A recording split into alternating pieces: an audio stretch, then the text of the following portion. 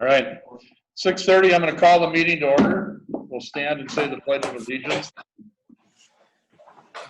I pledge allegiance to the flag of the United States of America and to the republic for which it stands, one nation, under God, liberty and justice for all.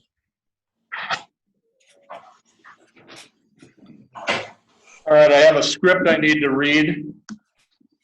The meeting's been called to order. This is a regularly scheduled meeting of the Winona City Council and is being held via conference call pursuant to Minnesota Statutes 13D.021 in response to the COVID-19 emergency.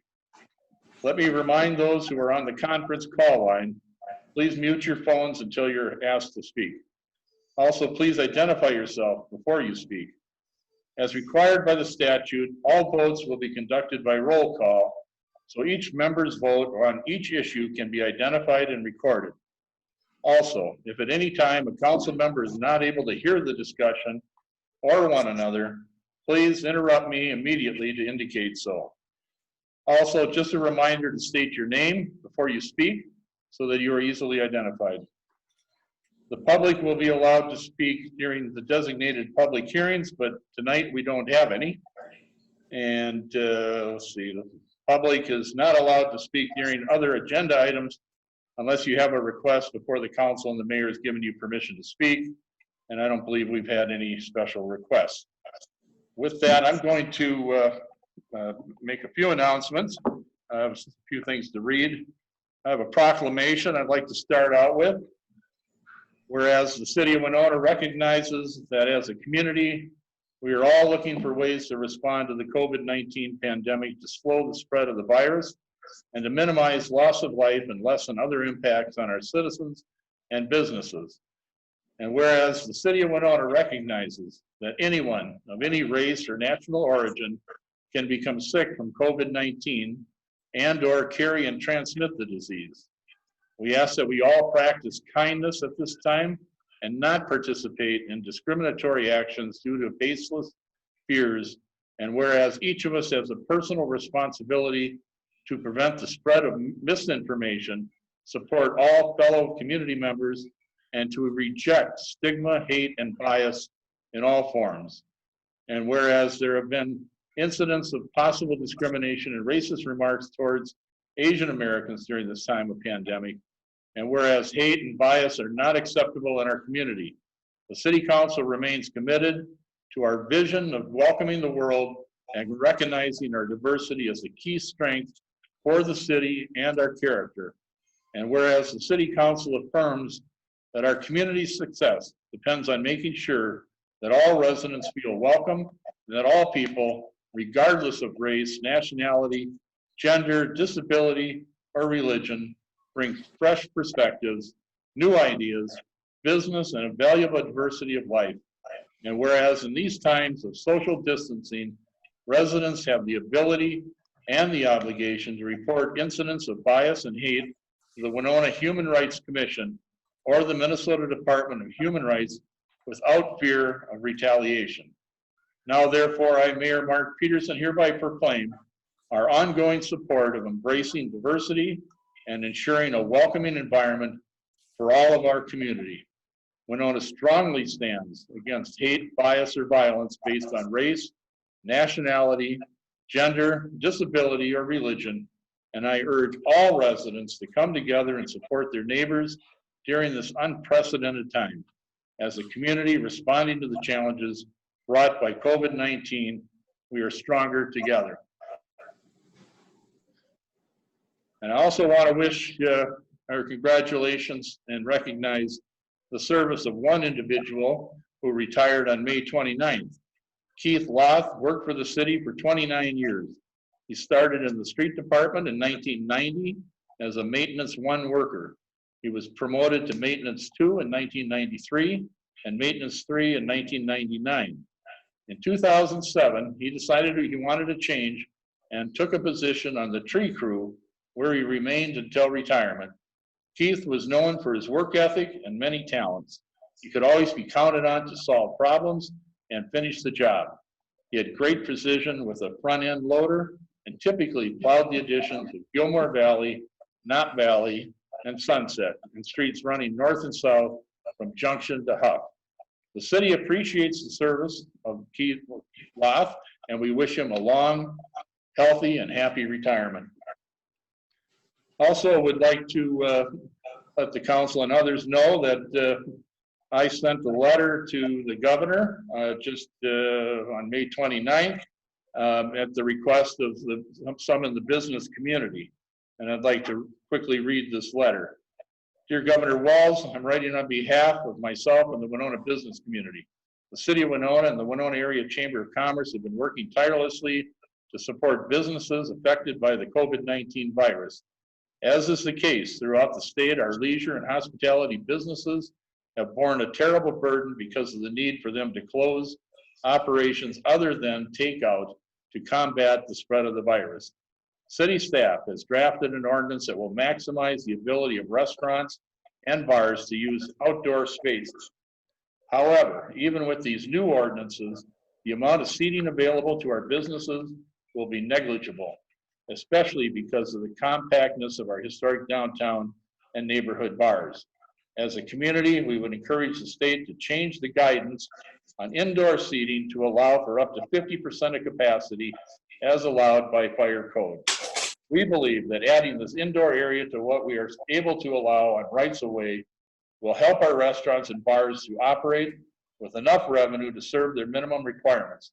Anything less than 50% of indoor space being allowed to be utilized would not be sustainable for any period of time. We feel that by following the guidance issued by the state on social distancing, wearing of masks, personal hygiene, along with our increased capacity to test for the virus and contact trace the community, restaurants and bars can serve up to the 50% indoor space threshold. If you have any questions, please contact myself or City Manager Steve Sarvey. We greatly appreciate the outstanding work you and your team have been doing for the entire state in responding to the pandemic. I'd be thankful for your support and of our request to increase indoor seating as soon as possible. Our business owners and employees are ready and willing to get back to work to serve our community. Sincerely, Mark Peterson, Mayor Winona. And lastly, I'd like to read this. This year's Cotter auction will be an online auction from June 14th through June 20th. Bidding will close the evening of the 20th. Details can be found at cotterschools.org and on their social media pages. This is a 41-year tradition for the school. They are grateful to be able to move forward to raise funds for Cotter's current and future students thanks to our amazing community support. Everything from a sea-doo to a 2-night stay in a brand new tiny house near the spillway on Prairie Island to gift cards donated by our generous local businesses will be up for bid. And lastly, I'd just like to say thank you to everybody that participated in the 2 peaceful protests that were held this weekend, one Saturday at Wyndham Park and the other the caravan protest organized by the Interfaith Council. And I think they were well organized, well handled, and it's appreciated that they were also peaceful.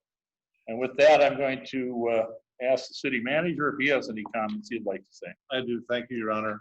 I want to wish best of luck to the soldiers and families of Charlie Company and the 2nd Battalion, 135th Infantry Regiment. Charlie Company, as you know, is based here in Winona. They have been federalized for train up and deployment to the Horn of Africa. And if anybody out there knows of a family that's near them, they could probably use some help during this time that they'll be gone on deployment. And we have the Beyond the Yellow Ribbon committee as well. Appreciate your support.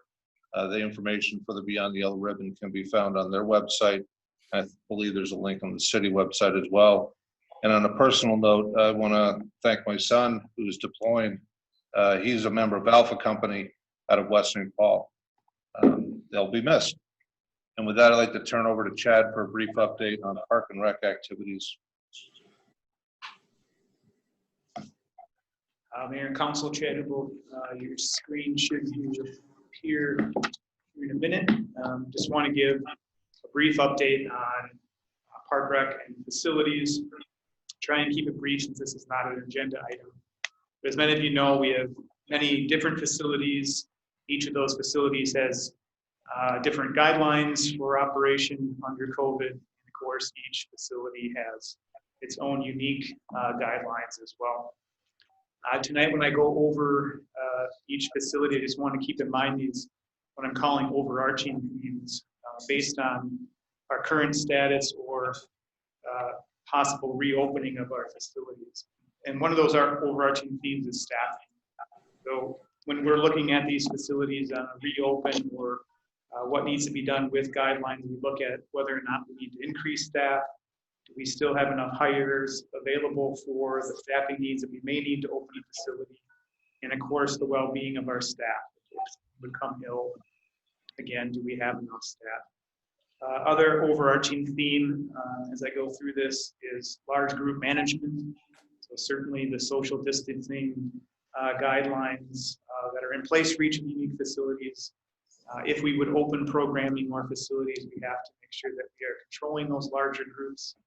Certainly an overarching theme with all of these facilities is a financial impact, whether or not there would be increased expenses related to staff or supplies and or a revenue loss in that area. And then the final one is just the planning that staff is doing currently. So we are planning to open facilities as best we can. Some of that may be later openings in the fall, but our planning efforts are focused on trying to open for the public. But again, tonight you're going to hear a pretty common theme where I'm going to say that we haven't made a decision at this time, and I'll try and explain that as we go. So I'm going to go through some of the facilities relatively quick. If there's questions at the end, I'd certainly be willing to take them. The Aquatic Center, we have not made a decision on whether or not we'd open the pool for this summer. There is in fact water in the pool. We're required from a maintenance standpoint to keep pumps and mechanical features working correctly. We did add water in the pool. We add water to the pool with chemicals in order to keep our mechanical side operational. If we would open, and the governor would extend to phase 3 and allow aquatic facilities to open to the public, it would be a 50% capacity. For the Aquatic Center, that means 400 individuals could be in the Aquatic Center at one time. Our total capacity is 800, of course, 50%, 400. Again, concerns that we would have is just enforcing that large group gathering, and then, of course, guidelines for sanitation. Swim lessons, currently we have not made a decision. Under the current governor's order, there are new guidelines that this could be possible for swim lessons to take place at the Aquatic Center this summer. We're also concerned that if we would close the facility for the summer, that we're aware that we anticipate large gatherings potentially at Latch Island, certainly Lake Winona, Airport Lake, and Goodview Beach. So we certainly want to work with those individuals on coordinating our efforts on whether we're open or closed. One quick note, the Levy Park water feature is considered a water feature. It's on and operating. Again, if we see large numbers in that facility, we'll have to make a decision on whether or not that can remain. East Recreation Center, again, closed until further notice. That's primarily related to the guidelines for social distancing. Friendship Center remains closed until further notice. We are continuing to do virtual programming, and advocates will begin to see clients with essential service needs this week. So we have protocols in place where advocates can meet with clients for those essential services. All of our rental facilities, things like Holsinger Lodge, Sobieski Lodge, or open air pavilions, those are closed until further notice. We have canceled all rentals through June 13th, and we are not taking any more current reservations for those facilities. And again, primarily because of the social distancing and our inability to know how many people are in each of those facilities. The municipal band, again, no concerts until further notice. We do know today that we will not have any concerts prior to July 1. These are considered concerts in the park, so we follow what the state is defining as drive-in. And of course, with the municipal band, it's very difficult to social distance the band since they typically sit within 6 inches of each other within the band shell. So that is obviously a concern. Lake Lodge is closed until further notice. Guidelines to open are challenging. Sanitation is required between every use. So that means the boats, the paddles, the stand-up paddle boards, and life jackets. One of the interesting protocols with life jackets, because they are porous, is the recommendation is to have a 72-hour wait period between use. So that becomes difficult when you open up Lake Lodge. Of course, we're concerned at Lake Lodge with the increased staffing that can require. So again, no decision yet. Adult sports, softball, again, we postponed until further notice. We are looking at a condensed season. If guidelines are softened, we know that we will not have what we call a traditional season. And if those guidelines are softened, that we have the potential to do a local tournament or a format, something similar to that, so that individuals can still participate in softball. We are currently allowing field use down at Bamnick with proper guidelines and permitting through the Park Rec Department. Youth programming, we're waiting for further guidance. And again, field use is allowed with proper guidelines for youth associations and proper permitting within Park Rec to use those fields. We do have several agreements with other entities. Just as a reminder, Westfield is open with guidelines. The city has an agreement with Westfield. We have an agreement with Canton Skate Park. That facility is closed until further notice. City has an agreement with the Boathouse Restaurant. They are open with guidelines, and of course, our item tonight may allow them to open up outdoors. PI Campground is open to seasonal self-contained camping.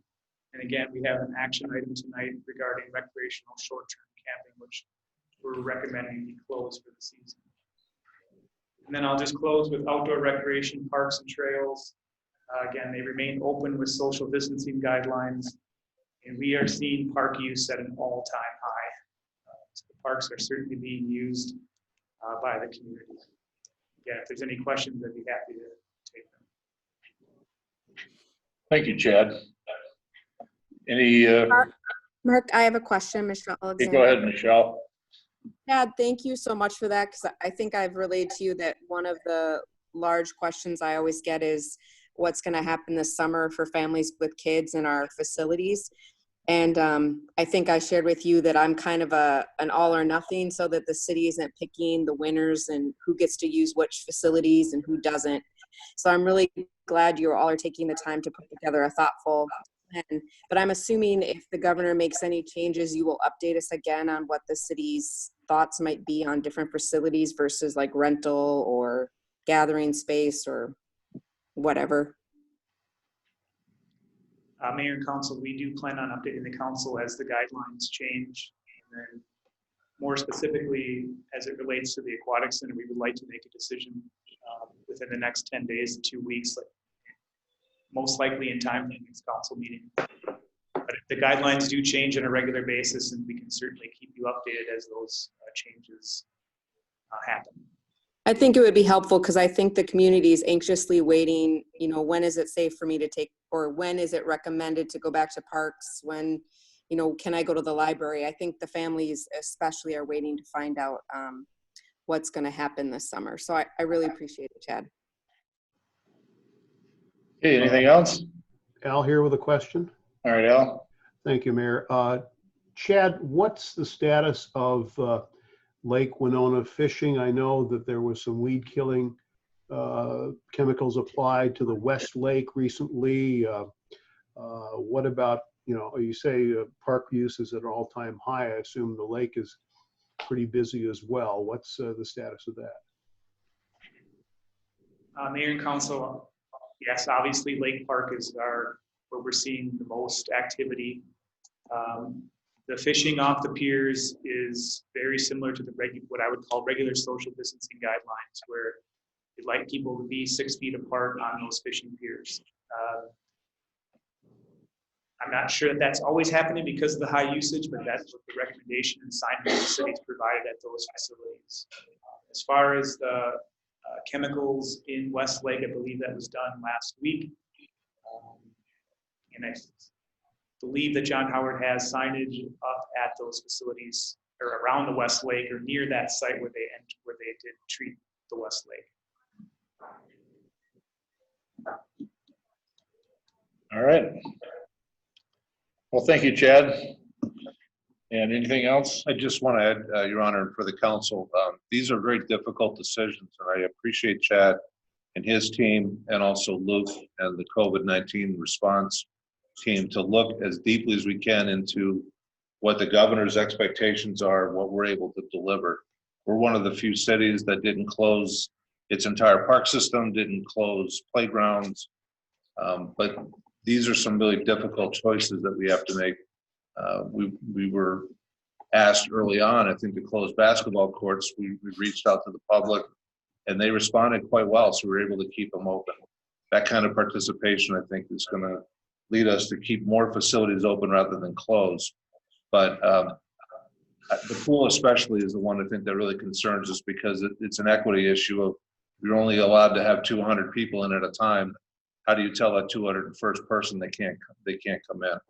So again, we're wrestling with some really difficult decisions that need to be made, and we'll bring those recommendations to council and inform the public as we go. And we appreciate everyone's support and their understanding. All right, thank you. Thank you. I'll now ask the city clerk to take the roll call. Members of the city council who are either present in the council chambers or participating by conference call, please indicate your presence by stating "here" as the city council calls your name. Mayor Peterson. Here. Councilman Thurley. Here. Moeller. Here. Alexander. Here. Iden. Here. Borzakowski. Here. Scholmeyer. Here. And moving to our agenda for the evening, under the petitions, requests, and communications, item 3.1 is appointments to the Fine Arts Commission of Sam Zierden, Judy Myers, and Eric Huskeshoven. I have a quick comment I need to make. If you want to make a motion, state the following: state your name and then move to approve, and to second the motion, state your name and say second the motion. And just another reminder that the public is not allowed to speak during these agenda items unless you have a request before the council and I've given you permission to speak. Also, a reminder to the council that a roll call vote, a reminder to myself that there's a roll call vote, will be taken on each motion. I, Michelle Alexander, move approval of the appointments to the Finance Commission. Eileen Moeller, I second. All right, we have a motion from Michelle and a second from Eileen. Any discussion? Mark, Michelle Alexander. I just want to commend you on finding some spectacular people to serve on our committees. I know it must be hard to find people who are willing to commit time and energy for a basic volunteer position, but somehow you always find really great community members to serve. And I mean, I know a few of the people the last few times, and they're just great. So I'm really excited about that. Well, I certainly appreciate that, but I don't want to take the credit for all of this, because city staff and other committee members themselves do a good job of recruiting others to serve on these commissions and boards, and they do it for no pay, and they're wonderful. They step up, and they really are the ones that help keep the business of the city moving. Well, thank you. Any other comments? If not, we'll take roll call. Mayor Peterson. Aye. Thurley. Aye. Moeller. Aye. Alexander. Aye. Iden. Aye. Borzakowski. Aye. Scholmeyer. Aye. Motion passes. Item 3.2 is to reschedule the request by the Minnesota Bass Nation to hold their tournament at Lions Park. It would be moved to September 27th. I, Michelle. Moves to approve that request. I'll second. Yeah, okay, let's take my pick here. Somebody, let's try it again. I, Michelle George Alexander. moves to approve the request. George. Okay, I'm gonna give it to George. I'll second. George made the motion. Michelle seconds. And Michelle seconded it. Okay. Any discussion? Hearing none, we'll take roll call. Mayor Peterson. Aye. Councilman Thurley. Aye. Moeller. Aye. Alexander, Aye. Iden, Aye. Worzikowski, Aye. Schollmeyer. Aye. All right, motion passes. Item 3.3, request to close West King Street for a block party on July 18th. I, Michelle Alexander, move approval of this request. Councilmember Meyer, second. All right, motion by Michelle and seconded by Paul. Any discussion? Mark, Michelle Alexander. Yes? I'm just so pleased to see these happening again. I'm sure people are desperate to have community interaction, and I hope that we can do it in a safe way, but it's really nice to see community members reaching out and having community block parties again. Well, this is a great block party. It's in my neighborhood as well, and it's always good to see the neighbors getting together like this. I agree. All right, we'll take a roll call. Mayor Peterson, Aye. Councilman Thurley, Aye. Moeller, Aye. Alexander, Aye. Iden, Aye. Worzikowski, Aye. and Schollmeyer. Aye. Motion carries. Item 3.4 is the Winona Heritage Preservation Commission 2021 Goals, Objectives, and Budget. Councilmember Schollmeyer, move to approve. I thought we George, don't there's vote no on this action one. required. There's no action. No action. action. George here with a Luke, do you question. want to say anything? No, this is just presented for your consideration as we enter into the budget period. If there are any questions, I am available for. Luke, I'm sorry. I'm having a really hard time hearing you. I'm so. My apologies, members of the council. I don't have anything to add. This is for your consideration during the budgeting period. If you have any questions, I am available to respond. Mayor George here. Okay, George. On this one bottom paragraph, we are asking for a review of current city staff and duties and resource allocation for potential of a full-time preservation planner. What can you tell us about that? Go ahead, Luke. Mayor and council, the Heritage Preservation Commission feels that it is important to continue to reiterate a potential need for an additional planning staff member to consider the heritage resources in the community and devote time specifically to that. They feel that the downtown districts, as well as the additional heritage resources spread throughout the community, do warrant additional consideration.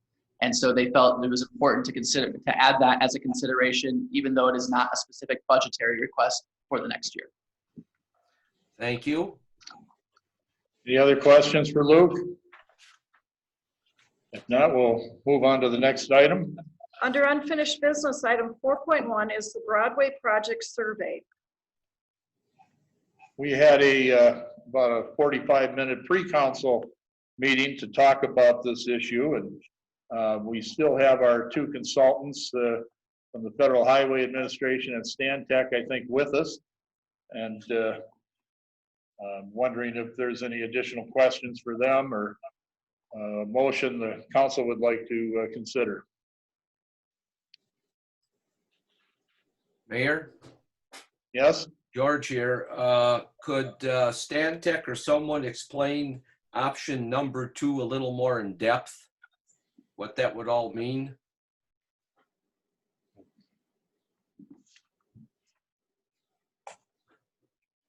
I'll take a shot at that one, George. Okay, go ahead, Brian. Basically, that would be keeping the current 4-lane configuration and not, I mean, it would be a mill and overlay. We'd still do all the curb ramps, probably not doing bump outs. They don't work nearly as well with a 4-lane configuration. There is some advantages still, but that really isn't on the table.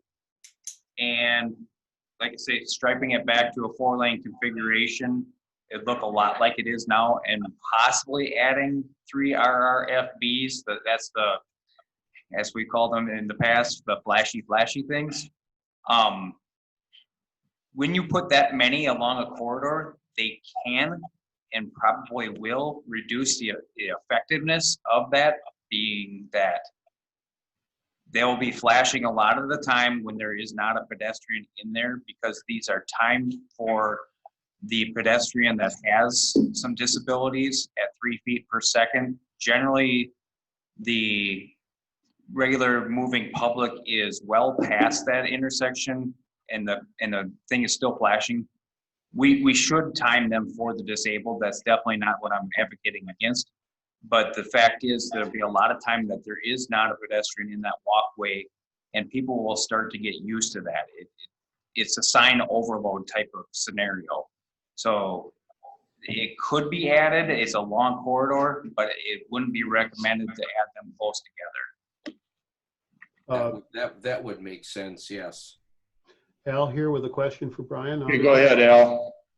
What I've noticed in driving Broadway with those signs that flash while or after the pedestrian had crossed, most traffic will slow down in anticipation of a pedestrian in the crosswalk, which I think enhances safety and slows things down. And if a pedestrian does begin to cross. Now, by adding these additional signs or these additional flashies, you would group them by priority. In other words, the most pedestrian crossing places would get the additional signs or lights, right? Without a doubt, Al. Without a doubt, they'd be on priority of pedestrians activity. The highest activity would be where we'd focus on them.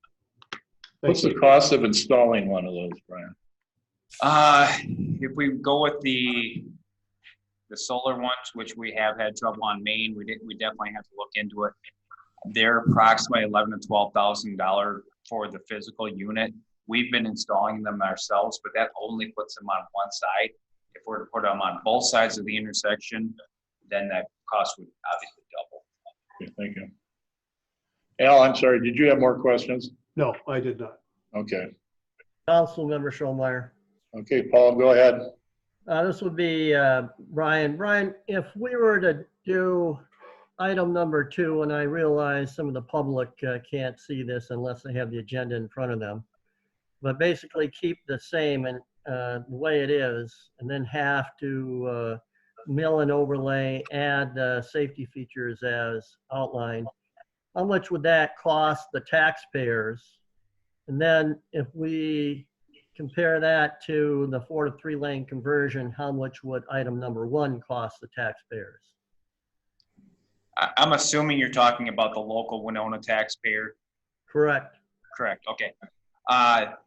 The option number 2, which is putting it back to a 4 lane after milling and overlaying and doing the ADA ramps, cost approximately $3 million, maybe $3.2 million, depending on what we do for the RRFBs. The taxpayer would bear 100% of that, or we would tap our state aid funds to pull them, to not be able to do other streets with them for several years. We get a little bit less than $1 million a year, so $3 million, that would burn up well more than 3 years worth of state aid funding. As far as the option number 1, converting it to 3 lane, we do have nearly $2 million worth of grants that would not cost the local taxpayer direct money for that. So that would definitely supplement nearly 2/3 of the project. I hope that answers your question. It does, thank you. Al, with a question about that, Brian, what is our total state aid budget that we get from Minnesota? I assume this is gas tax money? Yeah, that comes directly from the gas tax money. Mm-hmm. We get generally $900 and some odd thousand a year, with the caveat that we've already been told next year that's dropping by 15%. Right. So that's going to be in the $800 and some odd thousand range. So, if that would continue for 2-3 years, then it's probably a 4-year to pay for it. And what are you recommending that we do if we convert from 4 to 3 lanes and use state aid money? Is that the same pot of money that this the state aid funds come from for this That is conversion? correct. That would be the same pot of money, which would, you know, leveraging wise, we'd spend 1.4 million rather than 3+ million. So we would use all our state aid money on Broadway For that, yes, for that project. for that project. So it would take away from other state aid streets that we might use the money on, correct? Yes. Okay. And in doing mill and overlay, it's not really necessary, is it, that we do all of the mill and overlay on the whole street? We can prioritize the places that are needing it most of all and add it to the mill and overlay program we've been doing for several years. Anything's an option. You can definitely tell certain parts of Broadway are in dire need of it as of today. And you know, if we're 3-4 years out, it's probably the whole thing would probably be due within 5 years. Yeah, and this is not, I think it's been reported somewhere that maybe there was misinformation that it was a total road rebuild. This is just, either option would be just a mill and overlay. Yeah, the option number 3 would be a total rebuild going to 2 lanes with designated left turn lanes at priority intersections. But that is not what we're talking about with that. Okay, thank you. Councilmember Schollmeyer. Go ahead, Paul. I would move to continue with the 4 to 3 lane conversion project as presented earlier. Eileen Muller, I will second that. Okay, we have a motion by Paul and a second by Eileen Moeller to proceed with the 4-3 lane conversion. Other comments? Mayor, George here. George, go ahead. You know, we're talking about the money of this project here, which is certainly our responsibility. And where do we get money and funds, you know, for these projects? And, you know, the council, we had no problem voting down a $10 million housing development that would generate tax revenue for all 3 taxing bodies, pay hookup fees to the city, plus water and sewer charges. And we walked away from a $10 million project for really no legitimate concern. Like I said, I'm going to vote against the motion, and I would be looking, I would certainly favor number 2. Mayor, oh, sorry, go ahead, Michelle. No, that's okay, Eileen, I can wait. Well, Eileen, go ahead. Thank you. I have, I've never gotten more emails about anything than I did about this project, and never been called names in such creative ways. So great job, everyone, on that. But I sat down and tallied people who were for and against this based on emails, phone calls, text messages, people stopping me on the street. And it was close as the survey indicated, which is not a surprise because people seem really divided on this. But over and over again, and by my count, the responses I got, there were more people that were in favor of us converting this from a 4-lane to 3-lane road to make it safer. Overwhelmingly, what I heard again and again was not about bicyclists. It was about pedestrian safety and motorist safety. Most of the emails I got from people who were in favor of this project, who are concerned about safety, were from families who have concerns about crossing the street safely with their kids. And I have heard from people that say, well, there have only been 4 accidents or whatever the number was and 1 fatality, but I don't see how anyone can, in good conscience, can put a price tag on someone's life. I just do not think that that is appropriate at all. And if we do this project and we decrease fatalities by 1, that is worth it to me. I am not comfortable putting a dollar sign on someone's life or their family's life. And I just want to also point out that we are looking at revisiting the development that will bring tax dollars into the city. So I don't want anyone to think that that is not still an option. So I will be voting to convert from 4 to 3 lanes and hopefully increase pedestrian safety. Hey, Michelle? So I've consistently been against this, and like Councilperson Mueller, received emails and only 2 phone calls, a pretty even bag of people in favor or opposed. The thing about this for me is it's the design. I don't see it as safer. If pedestrians are not closer to the other end of the walking. So really we're not moving the pedestrians into a safer frame. Now I know they say it's safer, but I've lived on road diets before and I've seen people hit by cars and killed on them, and it's because people have to struggle to get out of their intersections. I mean, I would approve almost any other design than this one. And because so many people are opposed to it, it isn't about being against public safety. I mean, I live on Broadway and I cross the street with my nieces and nephews quite frequently without problems.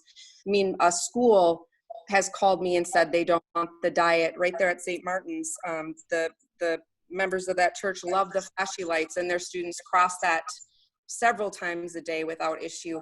It isn't, the thing is, we can't ever make a road 100% safe. There's always going to be deaths, and there's always going to be injuries, and there's always going to be accidents because people are either driving under the influence or speeding or distracted. And I wish that we could design anything that would be 100% safe, but it's just not possible. But I do not believe that this is the best plan. I mean, when we even look at our complete streets, this is not one of the designs that was suggested. And when I talked to most of the people, I actually was able to sway some of them because we're not the bikes are being added as an afterthought because we have extra space. This is not the best design for bikers. It's not the best design for pedestrians. And on cars, whatever. Cars will get where they need to go, whatever the road looks like. So my opinion has not changed with the many videos and things I've watched. So my vote will stay to reject the grant dollars. Thank you. Okay, Mark? Yes. Pam, go ahead. Iden? Yes. Hi. Well, as this is my second term on council, and I was on council when the council voted to approve this project in 2015, and we did that because there had been quite a few injuries and near misses and 1 death. And I remember the great passion of the community to make the people more safe on Broadway and to slow down traffic.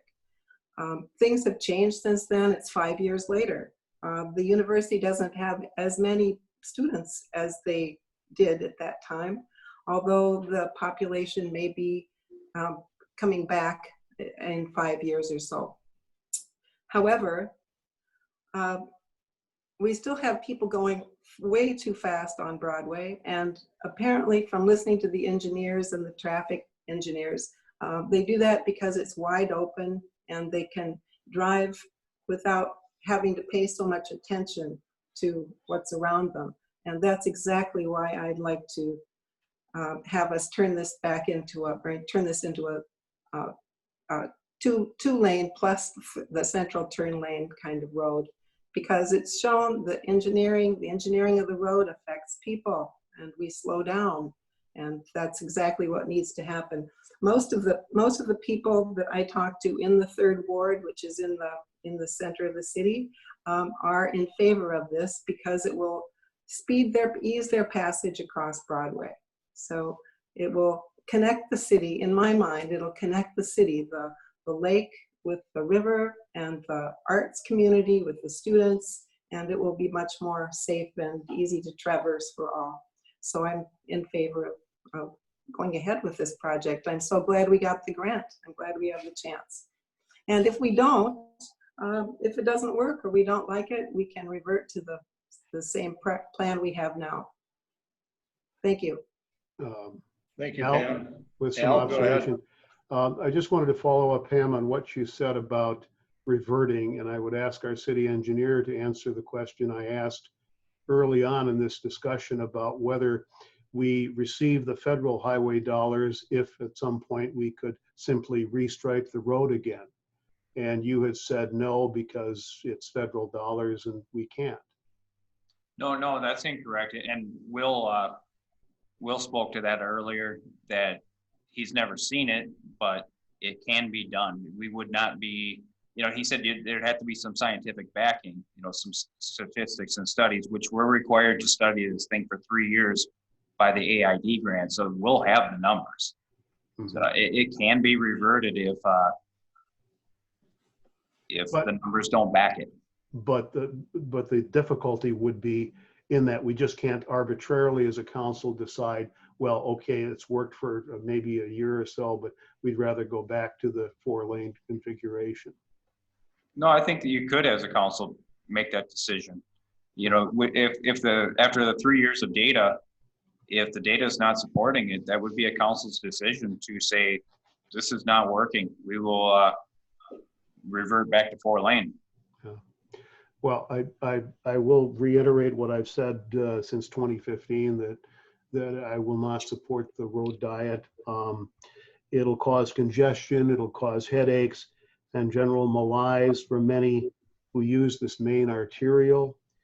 Some cities who have gone down this path have removed the diet, as I've said earlier, and restored the roadway to a previous state. All cities have different needs, and for some, the diet seems to work, but I just don't think it's appropriate for Winona. For example, will corner lot landowners be responsible for shoveling the bump outs in the wintertime? If so, where should they place the snow?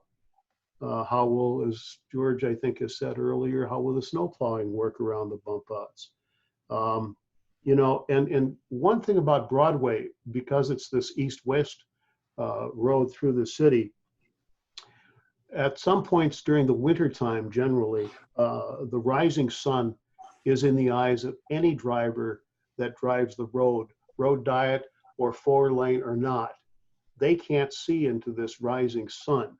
It presents a problem. I believe there has been an accident in the past because of that, or because of a frosted windshield. So this road diet wouldn't do anything to stop that from happening. Most drivers are careful. I mean, let's admit they're not all speed demons. And the project really won't make bad drivers any better, especially if they're frustrated at a resulting congestion, especially if they have to wait while a driver makes a right turn, but has to yield to a pedestrian crossing the side street. Albert Lee is an example, I think, that we've all heard about, that they were promoted as an example of how the diet works.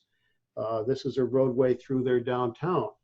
And according to the MnDOT website, it seems appropriate for that situation. But our Broadway doesn't have many commercial enterprises like our Winona downtown has.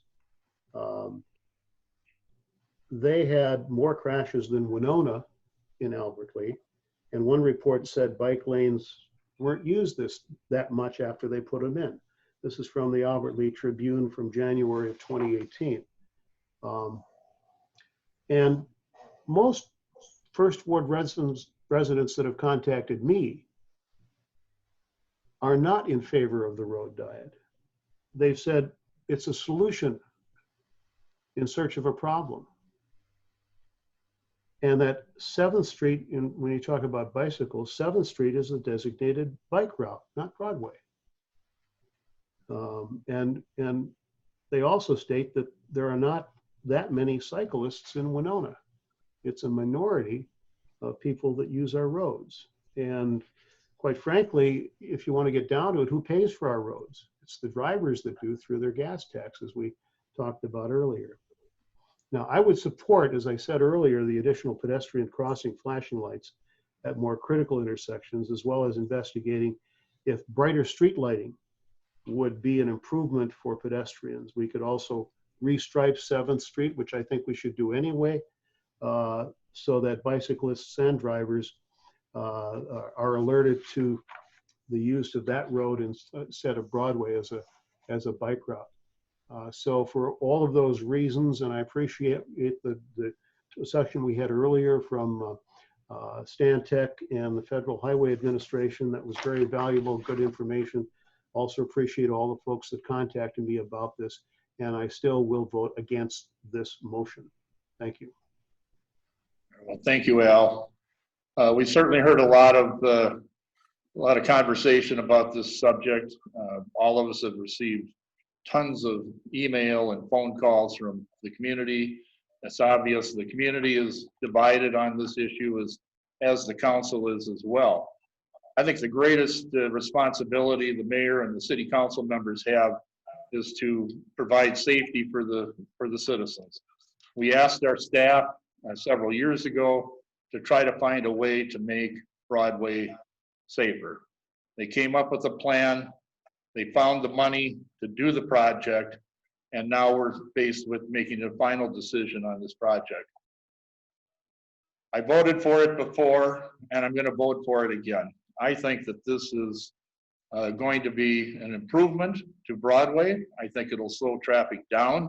If it takes somebody 70 seconds longer to get from Sioux Street to Mankato, I think it's worth it.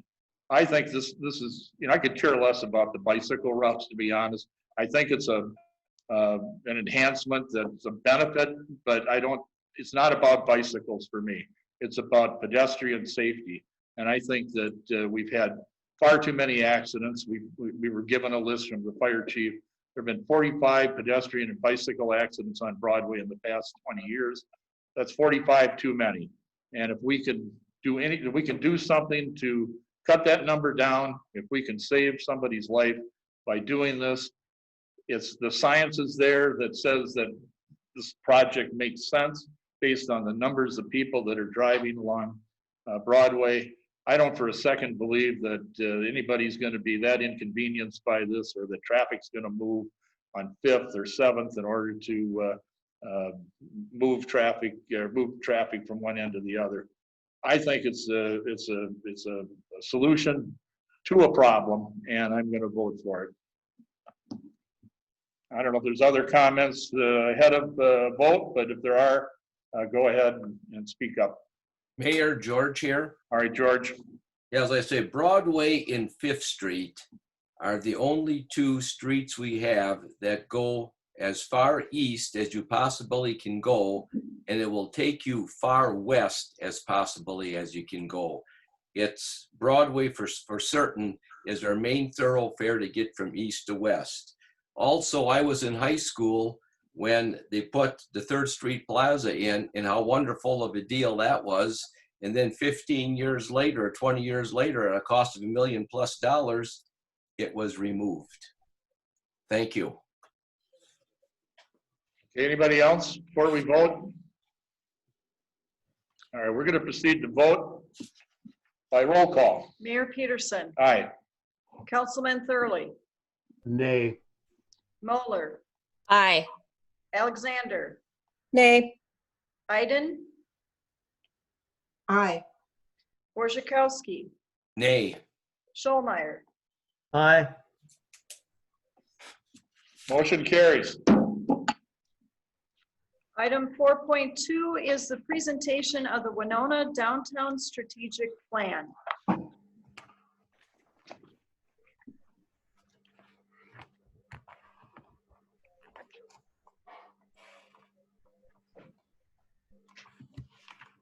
And Lucy McMurton is getting into place to make a presentation.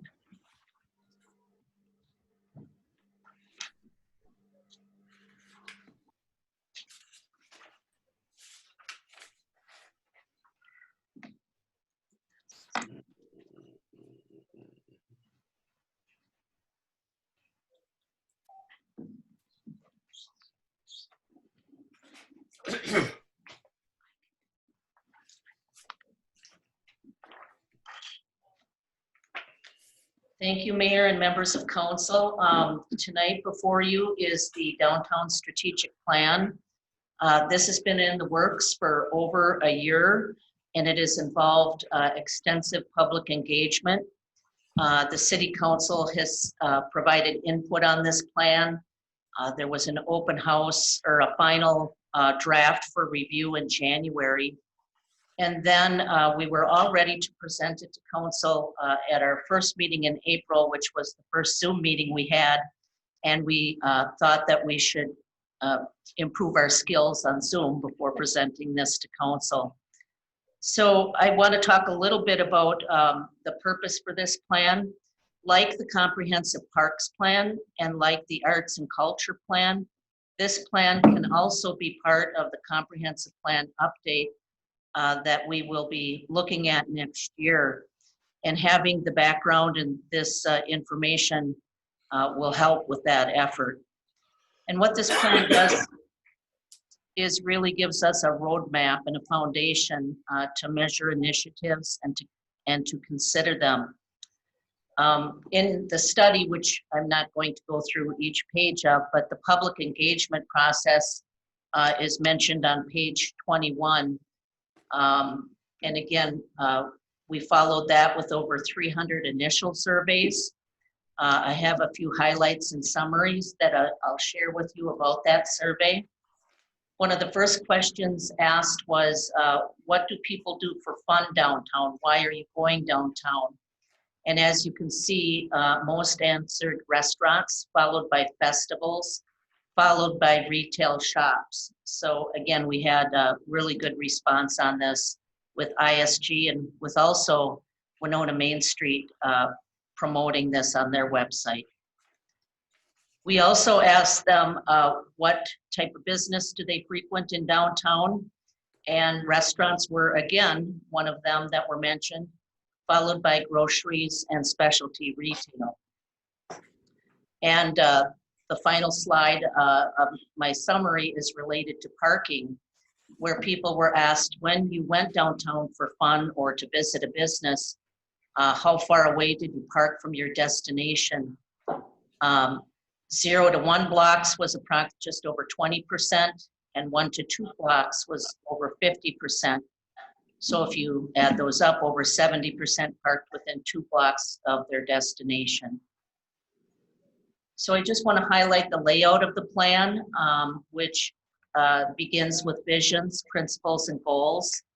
And then the chapters in the plan are listed there. I won't read them for you, but those are the pieces of the plan. I did want to just highlight the principles, which are downtown that is vibrant, accessible, clean, and safe. So those are things that we look at as we look at the goals and implementation strategies. Goal 1 is to beautify the downtown. We heard this a lot about greening up the downtown, making sure there's historic rehabilitation occurring, making sure it's accessible in the winter. Those were some of the summary items in Goal 1. Goal 2 was about sense of place. And here it was mentioned that more activity on nights and weekends, as well as taking a look at our design standards and making sure we have a good mix of destinations for people were all part of Goal 2. Goal 3 was sound infrastructure investments, and this is in Chapter 5 of the plan. And not only water and stormwater are mentioned as infrastructure, but I do want to emphasize, because later on we'll see this, parks are also infrastructure, and that is a component of Chapter 5 as well. Goal 4 is to encourage redevelopment.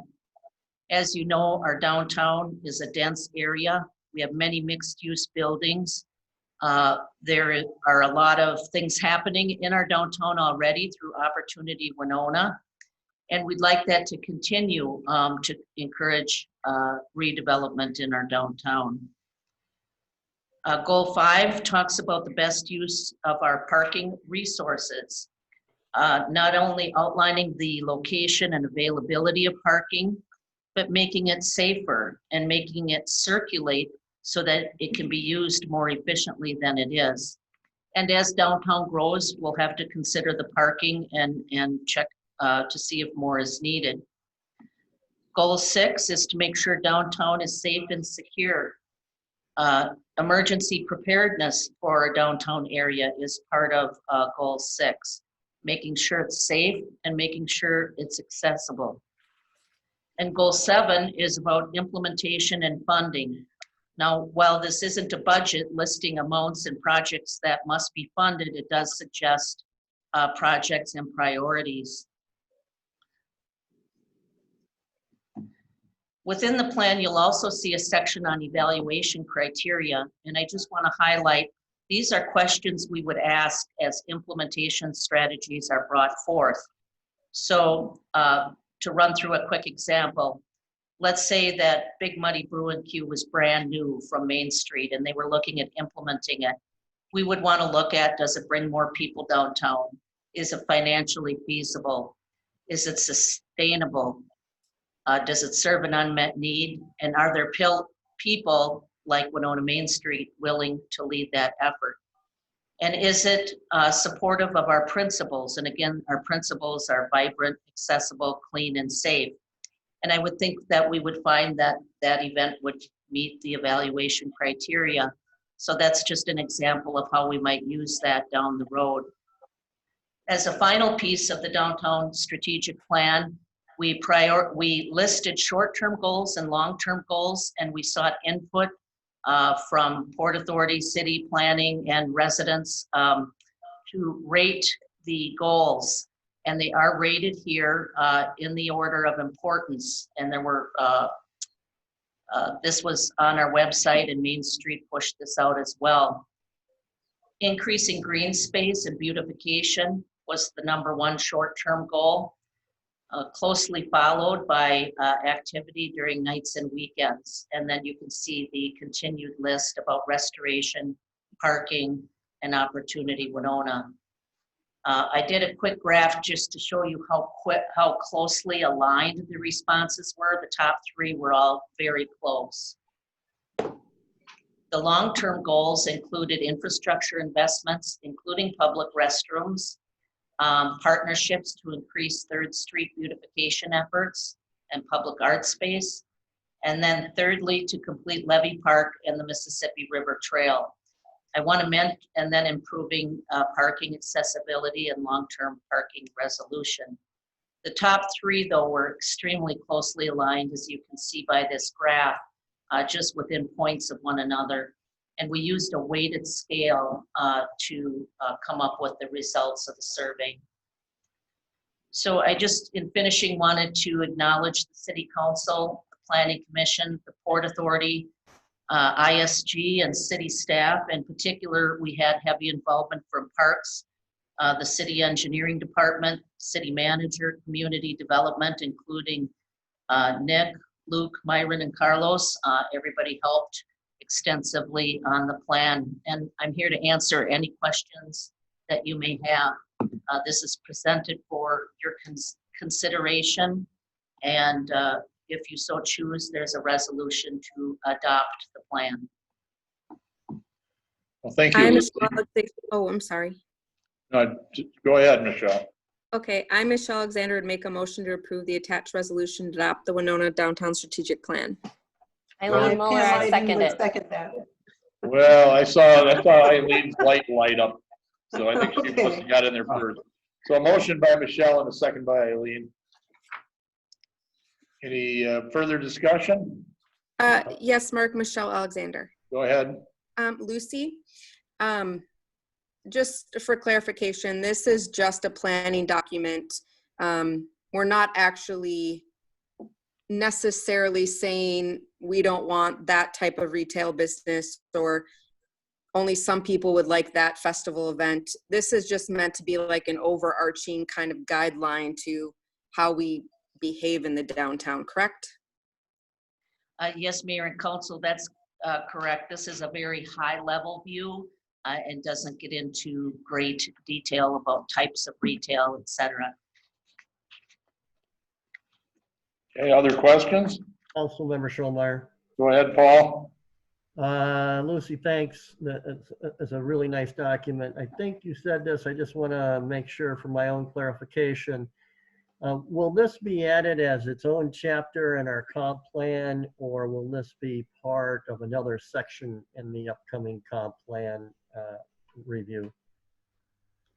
I would see this or many components of this as part of the downtown portion of the comprehensive plan.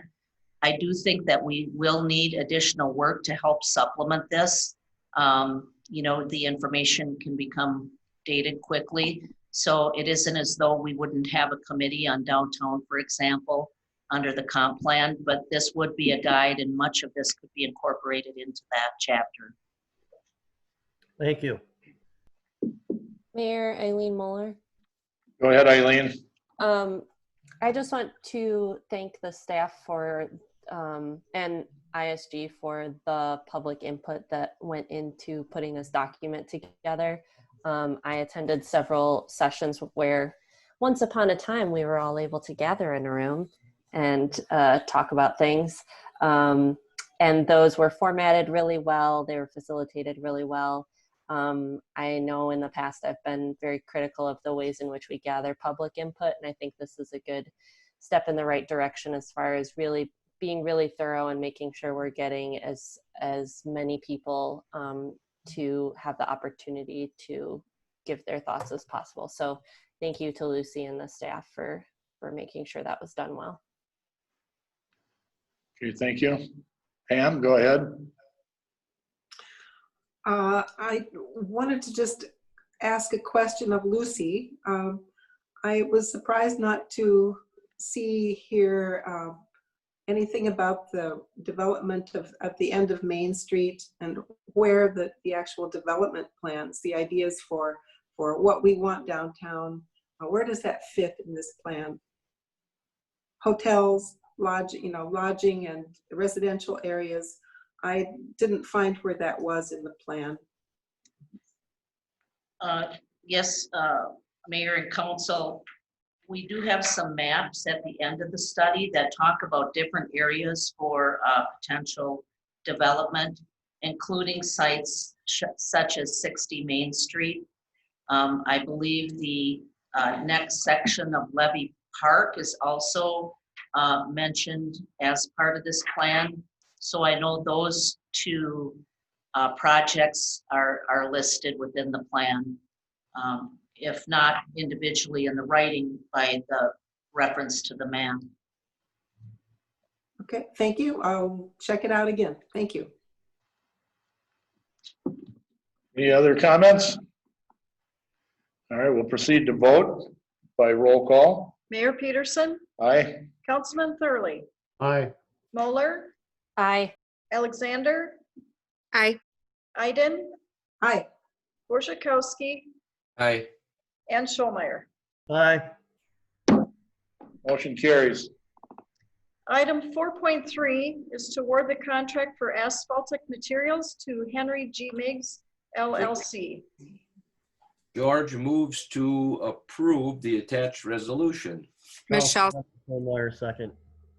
All right, George made the motion, Michelle seconded it. Any comments or questions? Hearing none, we'll take roll call. Mayor Peterson, Aye. Councilman Thurley, Aye.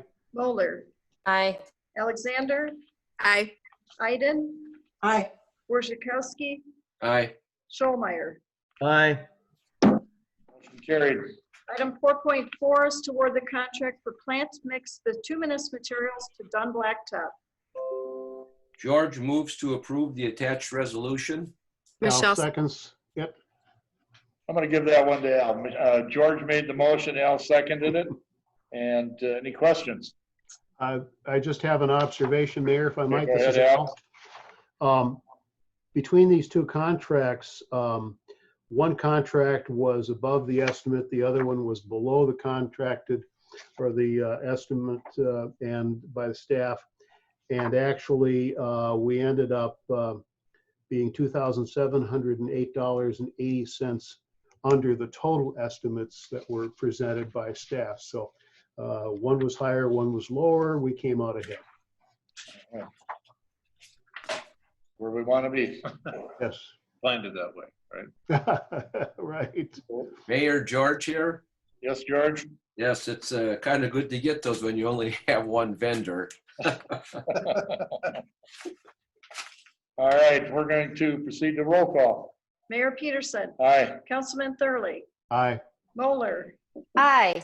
Alexander, Aye. Iden, Aye. Worzikowski, Aye. and Schollmeyer. Aye. Motion carried. Under new business, item 5.1 is an emergency ordinance permitting limited sales of goods and delivery in public rights of way. I did email out to the council a few edits from our city attorney this afternoon. I, Michelle Alexander, make a motion to approve the emergency ordinance permitting limited sales and goods and delivery in public right-of-ways, accepting the 2 attachments. Councilmember Schollmeyer, second. All right, a motion by Michelle, seconded by Paul. Questions, comments? Mayor, could we just have someone just explain, I guess, as briefly as possible, I know it's getting late, as to what we can do here or what these places can do? Okay. City manager will address Lynn's question. Thank you, Mayor and Council. Before I turn it over to Luke, who's got a better handle on it than I do, I just want to thank city staff, our attorney, the chamber, and Main Street for really pitching in to get this done in record time. Again, we apologize. There were a couple more typos that we just caught, but we had a plan to actually do this at the last meeting, but we weren't sure what the governor was going to allow. We didn't think it was going to be almost entirely outdoor seating. So thankfully, we didn't go forward with that and get too far ahead of ourselves. Again, this is a very agile, very quick reacting ordinance, and we hope that it will help the business owners as much as possible. But we want to thank the mayor for sending a letter to the governor, because we really do think that a 50% indoor capacity along with this will make the biggest difference for our restaurant and bar owners. Luke? Thank you, Mayor and Council. I first want to extend my thanks as well to Winona Main Street, as well as the Winona Area Chamber of Commerce. The proposed temporary ordinance before you is essentially an allowance for businesses to encroach into the public right-of-way, into sidewalks and adjoining parking spaces. This would allow businesses to serve or sell goods in those locations, allowing the setup of tables and chairs and other sales space for their patrons to come and visit their shops. This is a vast improvement to the existing ordinances, which actually prohibit this entirely. The temporary ordinance will run either until the end of the emergency resolution or through November 1st, 2020, whichever is later. This is an opportunity for us to test and see how well businesses are able to facilitate such an encroachment into the public rights of way, as well as whether or not there are any instances that need to be adjusted following the governor's order that allows service in outdoor areas. This will allow businesses to encroach in the public right of way, but must still maintain ADA accessibility, as well as a walking path that allows pedestrians to get through to accessible ramps to cross the street, as well as to move past the business. If businesses are found to be in violation, we do have revocation language that would require the business to comply with a verbal warning or a written warning from the city staff. And if they are not found to be compliant in the future, revocation could occur. Businesses that wish to take advantage of this need to register their insurance, as well as a plan, and recognize that they sign off on a number of different aspects of the COVID-19 preparedness requirements under the state order from the governor of Minnesota. With that, I'm available for any questions.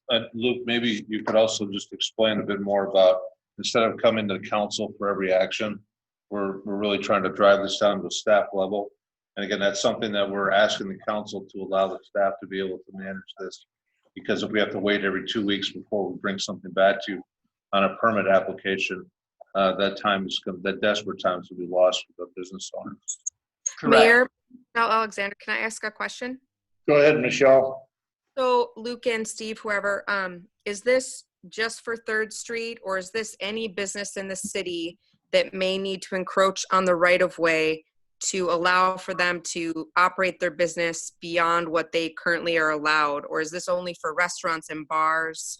And then are you, Steve, suggesting that as part of this, what we're really saying is when they fill out the license agreement that we've looked at, if they meet all of the terms and conditions, the staff is just authorized to go ahead and approve it without a vote from council, correct? Correct. It's more permissive. Yes.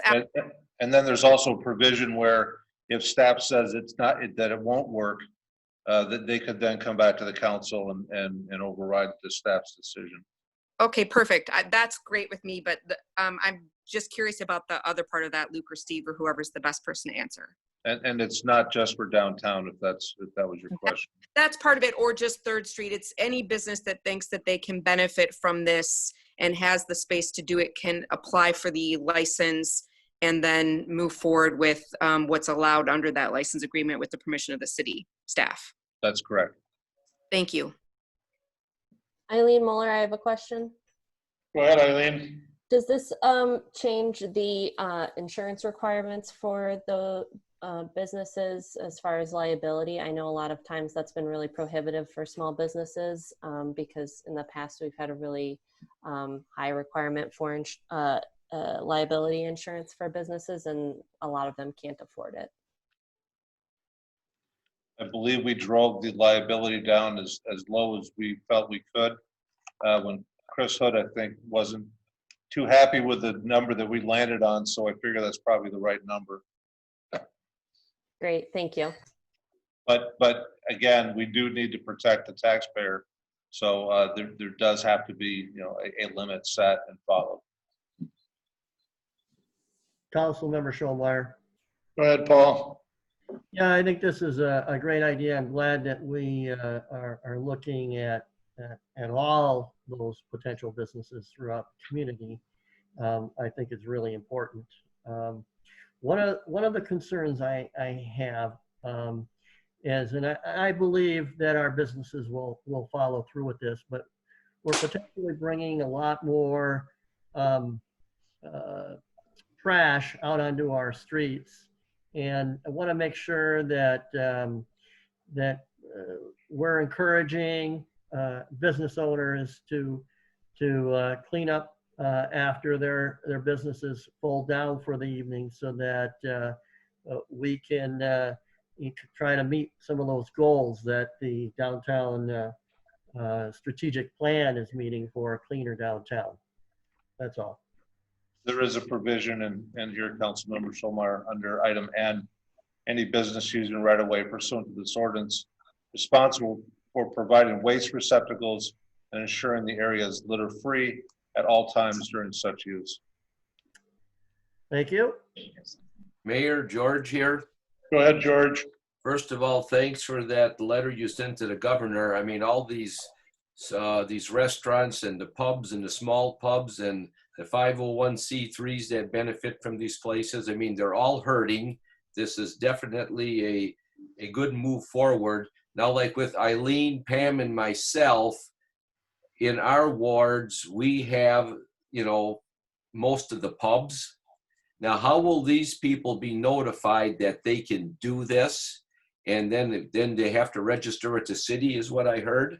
I mean, some are probably going to need it in different parts of downtown, and some, of course, will not need it. How will they be notified? Monica, do you want to, you Sure. have something you wanted to say, and maybe you could answer that. So hopefully quite a few of those restaurant and bar owners are listening this evening. We do have the application form on the homepage of the city website. There's an application that gets emailed to myself and my secretary. And if you attach your map and your insurance, we'll turn around the license agreement within the same, well, depending what time of day. Careful. Hopefully within one business day. I already have a couple license agreements that have been turned in and they look good. So that's on the homepage of the website. If you don't have access to the internet, we can print those out and call for a meeting with myself. We can do a meeting. I'm sure the chamber has been reaching out to several of those restaurants as well.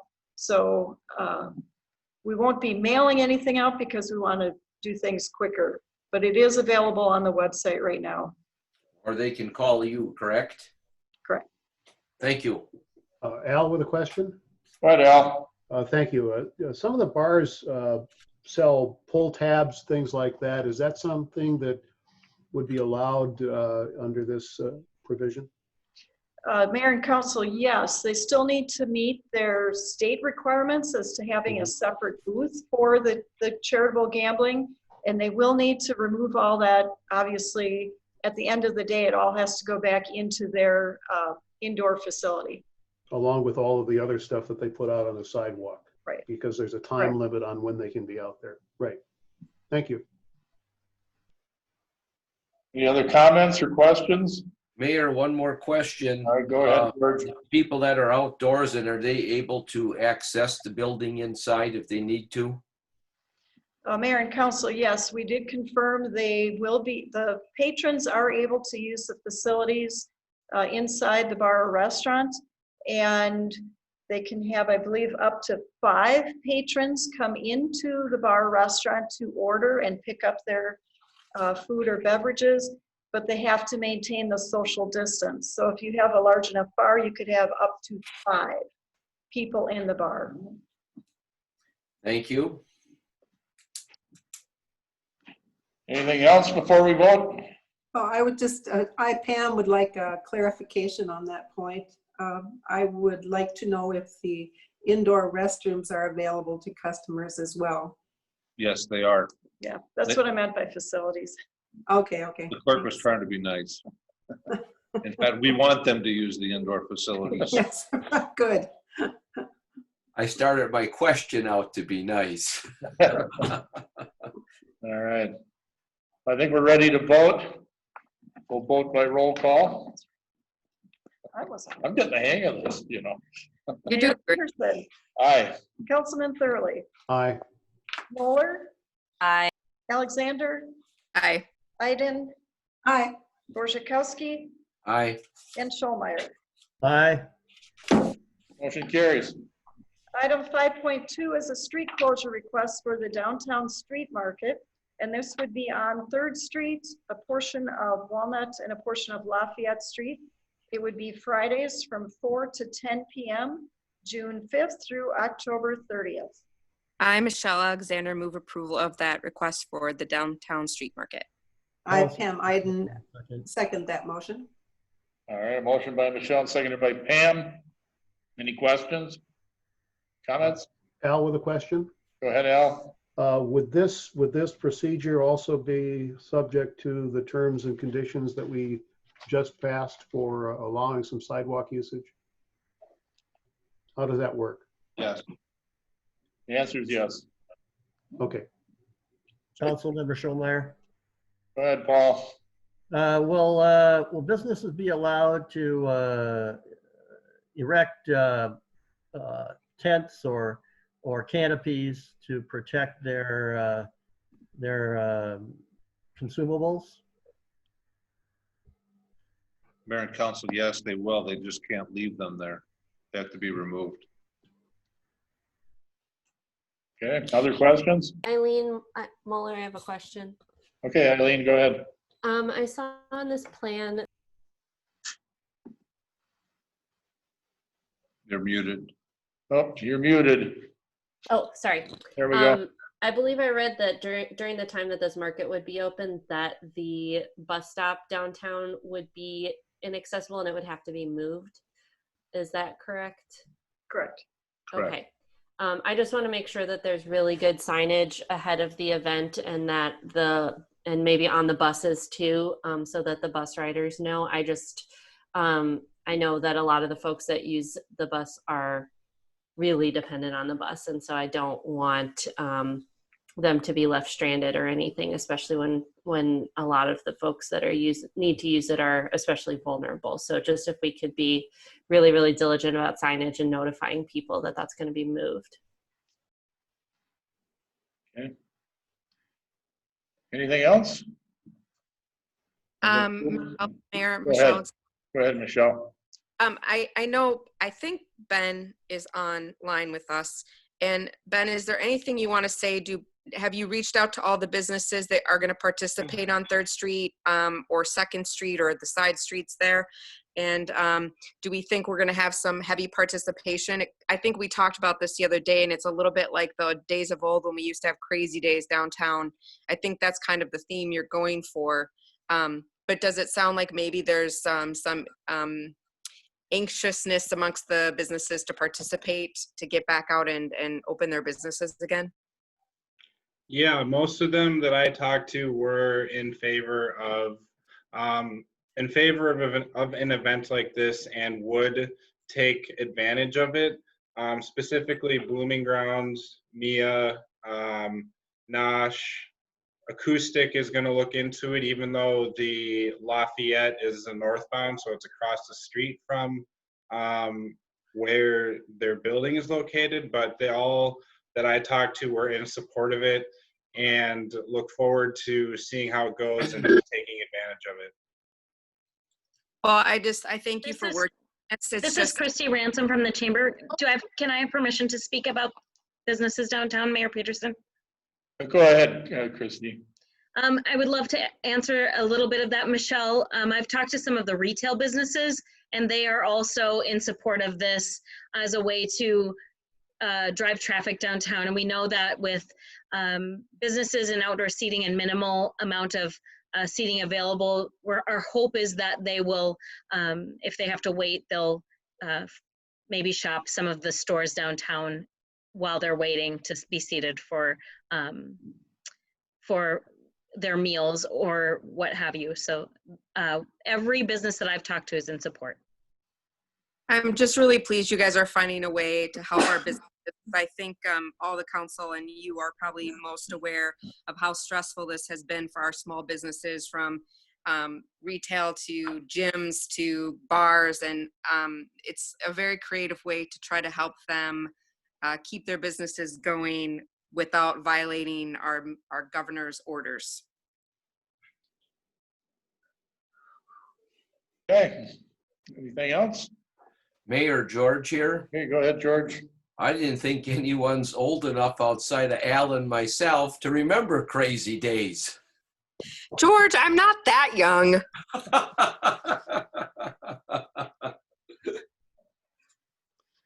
All right, I think we're ready to vote on that, so we'll take roll call. Mayor Peterson, Aye.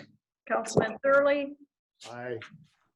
did you say aye? I think he said aye, yeah. Moeller, Aye. Alexander, Aye. Iden, Aye. Worzikowski, Aye. and Schollmeyer.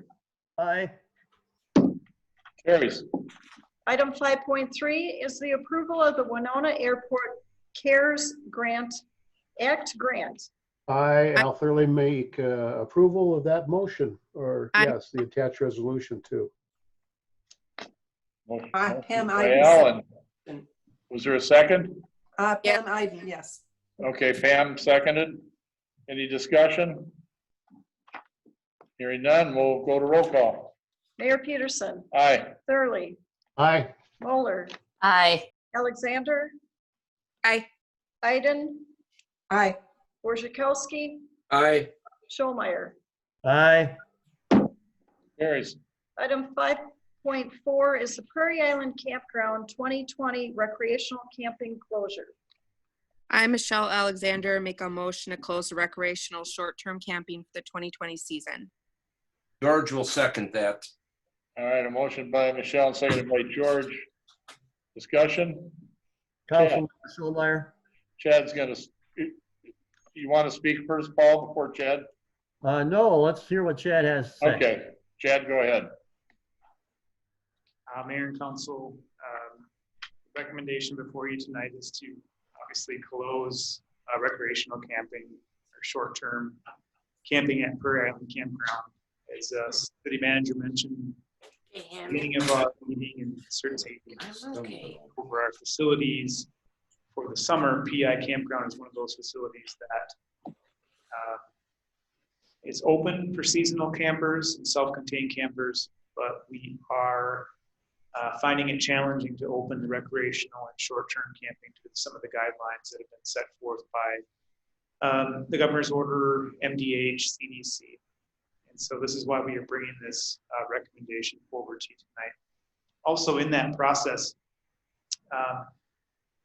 we see an opportunity without recreational or short-term camping at the campground. This gives us a time to do some renovation and what we would call some healing of that site. On my 24th year here at the city. I know that we haven't done anything in that primitive area or along the riverfront.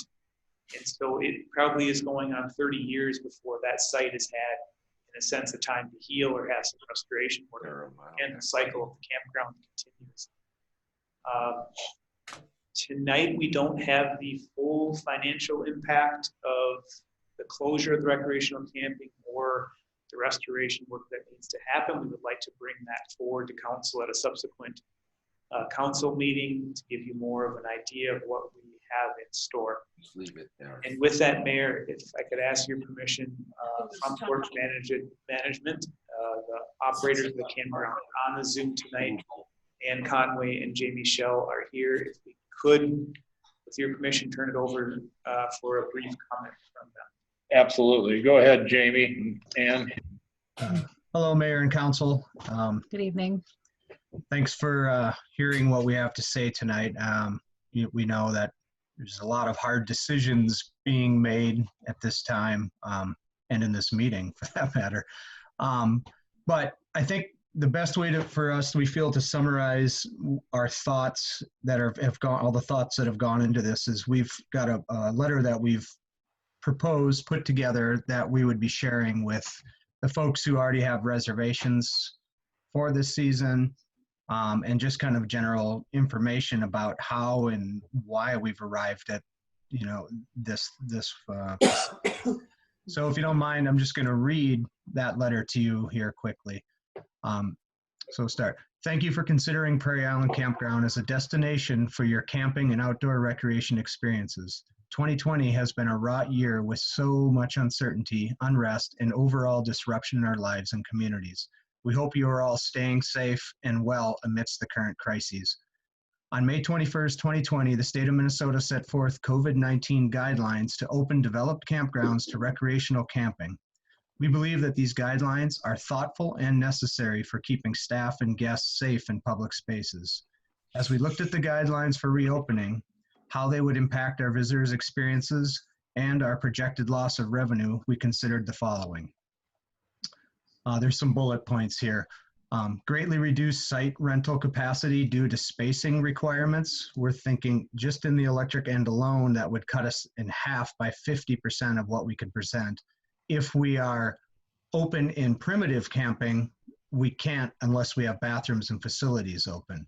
So potentially a complete loss there if we weren't able to come up with an easy way to manage bathroom facilities and shower facilities. Increased expense and effort to manage common facilities, uncertainty of local, regional, and national rates of infection, loss of large group reservations and cross-country travelers, closure of local university campuses and events, the cancellation of most, if not all, of Winona's wonderful festivals, and more. As a result, we came to the difficult decision not to open for short-term recreational camping for 2020 season, and instead launch into our plans for renovating the campground. We look forward to greeting the 2021 season with improved sites that include stable and level parking pads for campers, surrounded by well-graded lawn areas, as well as an improvement of common areas at the beach and along the riverfront that will enhance the experience and safety for recreators and better manage runoff and erosion issues. Prairie Island's grounds have served our guests for 30 years without a break because of the time needed to make these repairs and improvements just isn't available in a normal year. The time is now. So while we are sad to be part of the wave of cancellations in 2020, we are excited to set Prairie Island up for another 30 years of wonderful memories. I'm sorry, I have to move. For hosting good times and great memories. Take care, be safe, and be well. See you in 2021. So as we started thinking about and looking at even some data and information we have in any given year guests from 50 different states. Last year, I think it was 5 or 6 different countries. Just trying to get an understanding of what that means for us to be a destination facility. So we were asking people to come here from long distances far away. And when you look at many of our reservations, they consist of, while we see one person, one name as a reservation, they're typically there to meet at least one more group from somewhere else, or up to 5, 10 different sites that all come together to gather there, and they're coming from all different points. So for us, that was a really hard piece to resolve for us. And truthfully, we understand that people are wanting to get outdoors, and we know being outside is a great thing. We would be bringing a lot of people together in a space that would be using common space, and it's just really hard, surprisingly hard to social distance when you're there with friends that you haven't seen for a year, or in a time where you just kind of want to connect. So a lot of those decisions, you know, and thoughts went into this, and we're really excited about the opportunity to make these improvements and actually make it a place people are going to, you know, spring out next year and want to really be there. And the things that we've proposed and have been working with staff on and talking about, I think are things, as good stewards of this land, are really important things to do. So thank you. Thank you, Jamie. And I want to say, I think you've done a terrific job out there managing the campground. Thank you. Thank you. Any other comments? You have a motion? All right, we're going to take roll call. Mayor Peterson, Aye. Councilman Thurley, Aye. Moeller, Aye. Alexander, Aye. Iden, Aye. Worzikowski, Aye. and Schollmeyer. Aye. All right. Motion passes. Item Thank you. 5.5 is a letter of support for the Amtrak grant application. Paul Schollmeyer moves to approve the letter.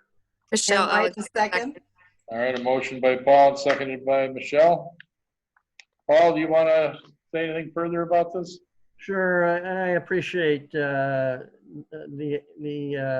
opportunity. So, you know, we lost our station master a couple of 3 years ago, and we are working on the Great River Rail Commission.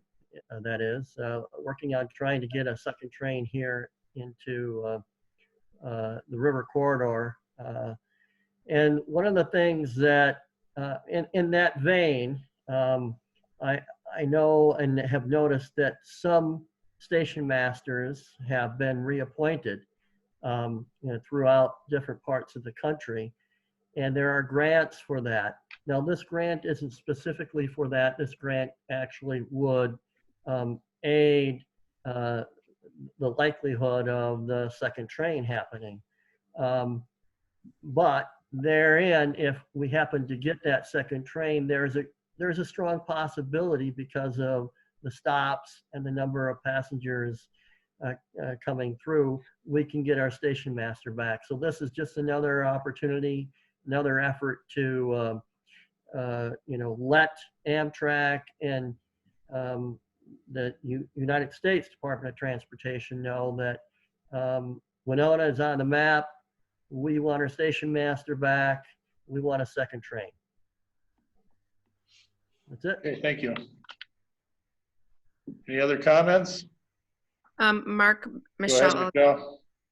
Paul, I just want to thank you and the commission for working so hard on this. I mean, here we are 10 years into my being on council, and I used to go to all these meetings with Judy, and it just seemed like the day would never come when we'd get the second train. Of course, at the time, everyone was focusing on high speed, and I think maybe through your efforts and some others, readjusting our goal to getting the second train, which I think is possible. It's really great that we're taking one more step closer to this possibility, because I know that, and maybe the population of Winona doesn't know, the number of people that ride that train to Winona every year is really quite high, and especially amongst the student populations and visitors. And if we can get this grant and this gets us one step closer, then all the better. So I just want to thank you for that. Thank you. All right. I think we're ready to vote. Let's have roll call. Mayor Peterson. Aye. Councilman Thurley, Aye. Moeller, Aye. Alexander, Aye. Iden, Aye. Worzikowski, Aye. and Schollmeyer. Aye. Motion passes. Item 7.1 is council concerns. We'll start with Al. Thank you. I had to unmute my microphone here. Just a reminder that filings for elective office will close tomorrow at 5 o'clock. So if you have any desire to file for any elective office in Minnesota, I guess it's June 2nd at 5 is the deadline.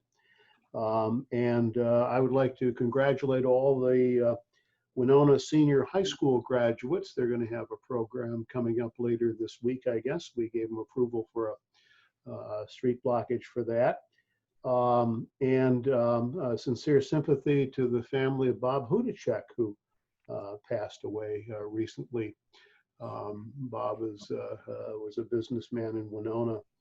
And also, you know, just reflecting on our vote on the Broadway reconfiguration situation, with the community as divided as it was, there's always going to be those that will be pleased with the results of a vote and those that won't be. So I just wanted to recognize that. For the most part, the council has been fairly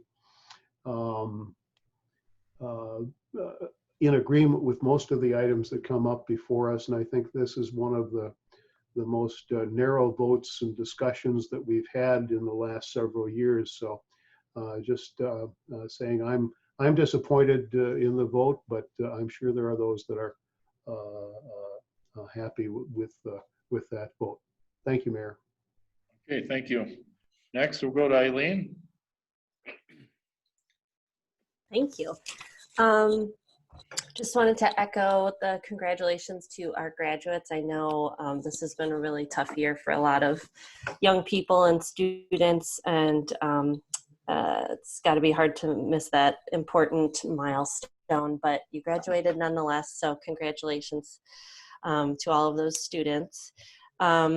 I also wanted, the mayor said something about this early at the beginning of our meeting, but just wanted to thank all of the people that were at protests and demonstrations in Winona this weekend, one at Wyndham Park and one at the high school that was in cars. It was a really great gathering of folks. I especially want to spotlight the Black community members that organized those. I know that for a lot of our Black Winona community members, that this town does not feel safe for them. And so it can feel very dangerous to put yourself out there and say that your life matters. And I know that I saw it when I was at the protest and demonstration at Wyndham Park on Saturday. There were people who drove their cars at us and people who yelled obscenities out their car windows and tried to intimidate. And those are people who live in our community. And so there's a lot going on in the country right now. And I know as a city council, we try to keep the focus on Winona, but we can't ignore the fact that there are a lot of our community members who are in pain and who do not feel safe living here. And so I think that as city leaders, we need to do everything that we can to make sure that this is a place where truly everyone feels welcome, just like the statement the mayor read at the beginning of our meeting, that the community's success depends on all residents feeling welcome, regardless of race and gender. And so right now, that means that we need to acknowledge what's happening and do what we can to make sure that this doesn't happen in Winona. And yes, Black Lives Matter. And that's all I have to say. Thank you. Thank you, Eileen. We'll go to Pam. Yes, thank you, Mayor. I would like to reiterate what Councilwoman Moeller just said. I was very moved and very touched to be at the demonstration on Saturday. There was some bad behavior in the street, and I'm not sure whatever happened to all that, but it was wonderful to have so many people together calmly, quietly, even without speeches at that point, just moving in solidarity with people in Minneapolis and elsewhere. So thank you for that. And also, I want everyone to come out to the businesses that are opening. I would like to see everyone in Winona patronize one of the local businesses that are making this tentative move toward opening. So stay safe, do what you need to do, and do what you're required to do. But let's everybody in this next week get out and show the businesses downtown that we care and that we are still going to be a community of providers and consumers. That's all. All right, thank you, Pam. By the way, I was the first customer in Joe's Barbershop this morning. That's 7:15. Right. It felt good. All right, we'll go to George. Okay, thank you. I just simply want to acknowledge there were some law enforcement people here from Winona, I believe some guards people as well too, that were directed to go up to the Twin City area, and just wish them their best of luck and be safe. And as they went up there and tried to help keep peace, and just want to acknowledge and thank them for their service. And that is all I have this evening. Okay, thank you, George. Michelle? For those of us in the college rental world, today was move-in day, and and I'm exhausted. But the part about it that's great is I'm seeing the students come back. The part that makes them and me a little sad is that school is not opening up again in the fall. It will be online, and that affects how our community operates. I mean, they provide jobs, and there are shoppers, and they add some vitality to the community. And so I think their lack of presence will be missed. Although I know some of them said they came here because life at home got to be harder than they remembered before they started college. I can't think of anything else to say about the protests, although it reminds me of why I love Winona, that we find a way to peacefully come together and discuss and share issues in a way that allows people to focus on what the issue really is and not on the violent activities of a few. And then I just am so glad we made it to June, and I just look forward to the rest of the summer, although I am sad that most of the festivals and activity that I look forward to for this summer isn't happening this year. I have hope that the next year everything will return to normal for Winona. Okay, thank you. Paul? Thank you. I do have a couple of things. I just want to say thank you to all the residents in the community who reached out to us council members about the Broadway Road Diet. And like Al says, it's a split vote. Generally, we're very unanimous about how we make our decisions and what we do on city council. And you know, there were people on both sides who were angry, people on both sides who were, you know, just pleasant and you know, just offering advice. And we have a decision. We'll move on and take the next step.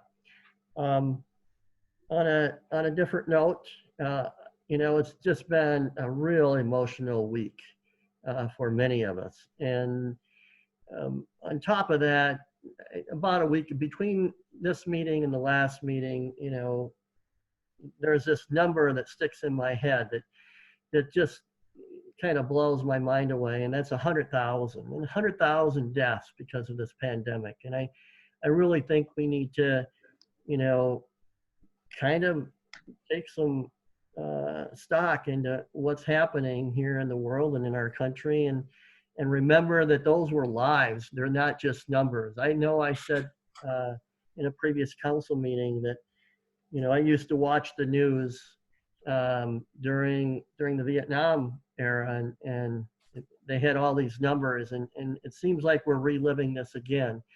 And now we're also going through these tensions within our society that we really need to find some resolutions to. So it's an emotional time, and it's okay for us to have those emotions and express them, and I encourage that.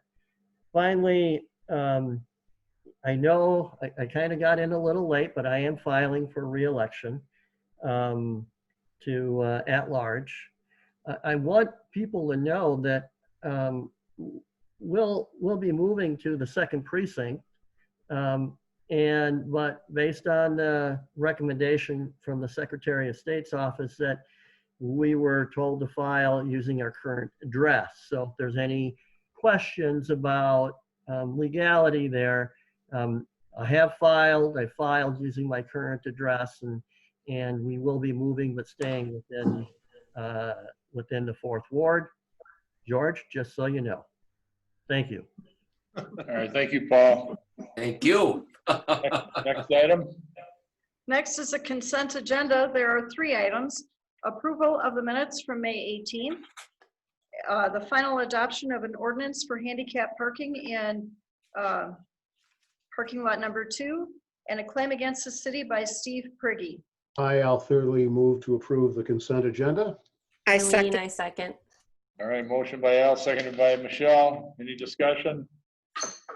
We'll move to roll call. Mayor Peterson. Aye. Councilman Thurley. Aye. Moeller. Aye. Alexander. Aye. Iden. Aye. Borzakowski. Aye. Schollmeyer. Aye. Motion carries. Mayor, I move we adjourn. Michelle, I second. All right, we'll do roll call. Mayor Peterson.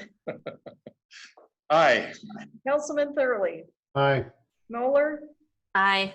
Alexander. Aye. Iden. Aye. Borzakowski. Aye. And Schollmeyer. Aye. We are adjourned. Hi, everyone.